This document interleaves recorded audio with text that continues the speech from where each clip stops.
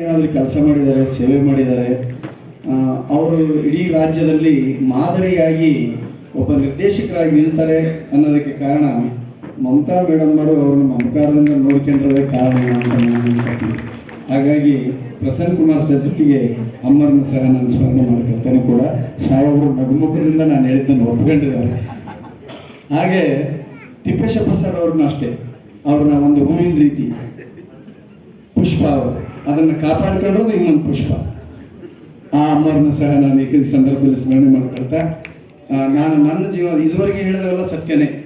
ನನ್ನ ಜೀವನದ ಒಂದು ಘಟನೆಯನ್ನು ಹೇಳ್ಬಿಡ್ತೀನಿ. 2004ರಲ್ಲಿ ನಾನು TGT ಹುದ್ದೆಗೆ ಅರ್ಜಿ ಹಾಕೋದಕ್ಕೆ ಹೋಗಿದ್ದೆ ನಾನು. ಆಗ ಶೈಲಿ ಇದೆಯಲ್ಲ, ಅದು ಅದ್ಭುತ ಸರ್.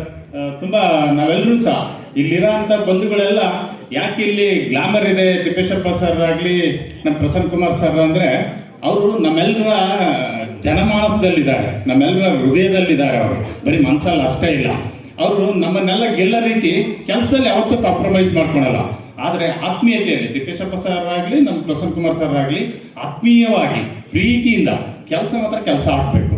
ಆದರೆ ನಾವು ಅಷ್ಟೇ ಕೆಲಸ ಎಲ್ಲ ಆದ್ಮೇಲೆ ಈ ಕೆಲಸ ಇದ್ದಾವೆ ಬರ್ರೆ ಹೋಗೋಣ ಅಂತಂದು ಒಂದು ಪ್ಲಾನ್ ಮಾಡೋಣ ಅಂತೇಳಿ ತುಂಬಾ ಖುಷಿಯಾಗಿ ಜೀವನ ಕಾದಂಥ ದಿನಗಳು. ಸೇವಾ ದಿನಗಳಲ್ಲಿ ನಾವು ಅಷ್ಟು ಎಲ್ಲೂ ಹಿಂಸೆ ಮಾಡ್ಕೊಂಡಿಲ್ಲ, ಬಹಳ ಪ್ರೀತಿಯಿಂದ ಸರ್ ಇನ್ನೂ ಇರ್ಬೇಕಿತ್ತು ಸರ್ ಅಂತ ಹೇಳ್ಕೊಂಡೇ ಕೆಲಸ ಮಾಡ್ಕೊಂಡು ಬಂದಿದ್ವಿ. ಸರ್ ಅದ್ಭುತವಾಗಿ ಮಾತನಾಡಿದ್ರೆ ಸರ್. ನಮ್ಮ ಜೀವನ ಶೈಲಿಯನ್ನ ನಮ್ಮೆಲ್ಲ ಸ್ನೇಹಿತರ ಮುಂದೆ ಮುಕ್ತವಾಗಿ ಹಂಚ್ಕೊಂಡಿದ್ರಿ. ತಮಗೆ ಹೃದಯಪೂರ್ವಕ ಧನ್ಯವಾದಗಳು ಸರ್.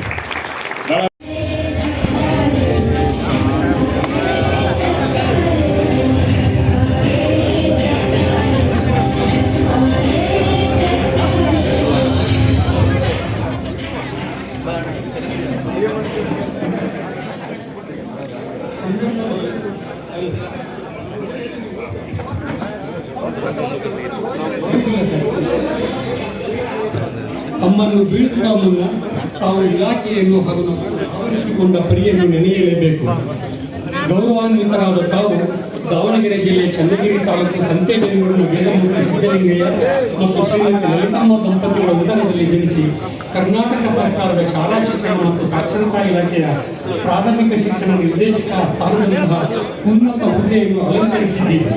ನಿಸ್ವಾರ್ಥ, ನಿರ್ಮಲ, ಪಾರದರ್ಶಕ, ಶಾಂತ, ಸಂಯಮ, ಪರೋಪಕಾರ, ಕ್ರಿಯಾಶೀಲ ಇತ್ಯಾದಿಗಳ ಕಣಜನು.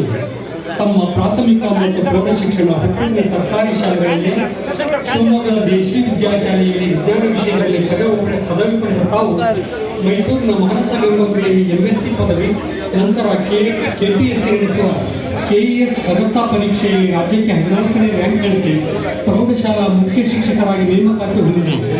ಕೆಲವೇ ತಿಂಗಳುಗಳಲ್ಲಿ ಅಲ್ಲಿಂದ ವರ್ಗಾವಣೆ ಹೊಂದಿ ಚನ್ನಗಿರಿ ತಾಲೂಕಿನ ಬಾಲಕಿಯರ ಸರ್ಕಾರಿ ಪ್ರೌಢಶಾಲೆಯಲ್ಲಿ ತಾವು ಸಲ್ಲಿಸಿದ ಸೇವೆ ವಿದ್ಯಾರ್ಥಿಗಳ ಹಾಗೂ ಸಮುದಾಯದ ಪ್ರೀತಿಗೆ ಎಣೆಯಿಲ್ಲದ ಮಣಿಹವಾಯಿತು. ನಂತರ ದಾವಣಗೆರೆ ಜಿಲ್ಲಾ ಉಪನಿರ್ದೇಶಕರ ಕಚೇರಿಯಲ್ಲಿ ವಿಷಯ ಪರಿವೀಕ್ಷಕರಾಗಿ, ಶಿಕ್ಷಣಾಧಿಕಾರಿಗಳಾಗಿ, 2 ಬಾರಿ SSA ಯೋಜನೆಯ DOPC ಆಗಿ ಹಾಗೂ ಪ್ರಭಾರಿ ಉಪನಿರ್ದೇಶಕರಾಗಿ ಉತ್ತಮ ಸೇವೆಯನ್ನು ನಿರ್ವಹಿಸಿ ಇಲಾಖೆಯ ನೌಕರರು ಹಾಗೂ ಸಾರ್ವಜನಿಕರ ಪ್ರೀತಿಗೆ ಪಾತ್ರರಾಗಿದ್ದೀರಿ. ದಾವಣಗೆರೆ ಜಿಲ್ಲೆಯ ಹರಿಹರ ತಾಲೂಕಿನ ಕ್ಷೇತ್ರ ಶಿಕ್ಷಣದಲ್ಲಿ ಮೈಸೂರು ವಿಶ್ವವಿದ್ಯಾನಿಲಯದಲ್ಲಿ 5ನೇ ರ್ಯಾಂಕ್ ಪಡೆದು ತಮ್ಮ ಪ್ರೌಢಿಮೆಯನ್ನು ಪ್ರದರ್ಶಿಸಿದ್ದೇವೆ. ಮುಂದೆ ಶಿವಮೊಗ್ಗದ ರಾಷ್ಟ್ರೀಯ ಶಿಕ್ಷಣ ಮಹಾವಿದ್ಯಾಲಯದಲ್ಲಿ ಪದವಿಯನ್ನು ಸಹ 4ನೇ ರ್ಯಾಂಕ್ ಪಡೆದು ಪದಕ ವಿಜೇತರಾಗಿದ್ದು ನಮ್ಮೆಲ್ಲರಿಗೂ ಒಂದು ರೀತಿಯ ಹೆಮ್ಮೆಯ ವಿಷಯವಾಗಿದೆ. ಸೇವೆಗೆ